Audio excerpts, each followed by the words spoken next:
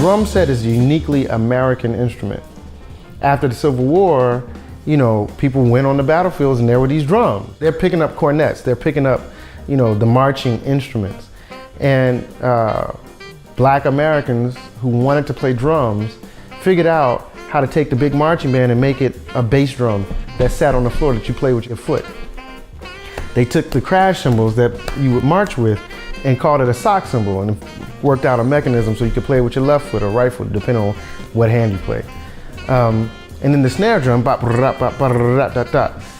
Well, that sits right in between your legs, and then you have all these other toms and cymbals. So if you look at the drum set, the bass drum and the snare drum, and I would argue at least one cymbal represents Western European military march music.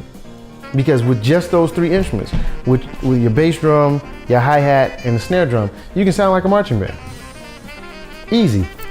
That's what it is. But you're one person. In a marching band, that takes three people, right?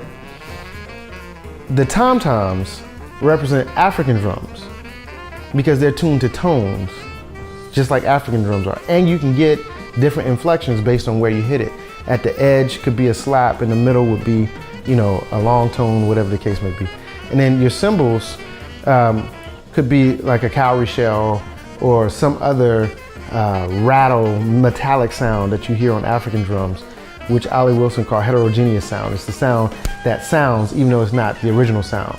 So if you hit the drum without the shaking, you hear the drum. That's the original sound. And once you add the cowrie shells and the metal plates and ringlets and all that kind of stuff, you get this additional texture, you know, and the cymbals can give you that. And then if you look at drumming all over the world, from European orchestras to African drum choirs, there's always more than one. You got a person playing the timpani, a person playing the snare drum, a person playing the bass drum, a person playing the cymbals, a person playing, you know, the djembe, the doon. I mean, they're all playing even Afro-Caribbean music. I mean, they're playing each, even if they have two or three congas, is one or two of them playing. So it's a drum choir or a group. The drum set, you have all of that incorporated into one instrument played by one person that, in my perspective, has to channel the whole history of those people. And so the instrument creates a unique set of possibilities that prior to the Civil War had not been explored.